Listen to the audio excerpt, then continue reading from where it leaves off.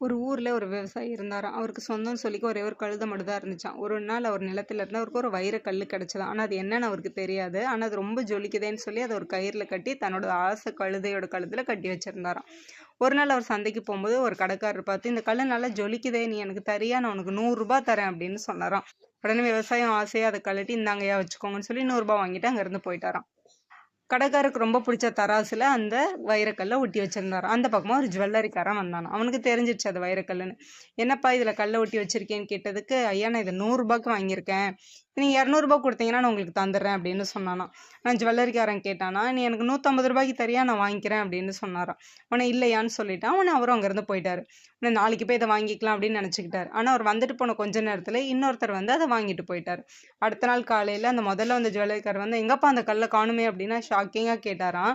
நேற்று நீங்க வந்த கொஞ்ச நேரத்துல இன்னொருத்தர் வந்து வாங்கிட்டு போயிட்டாருங்கய்யா அப்படின்னு சொன்னானாம்.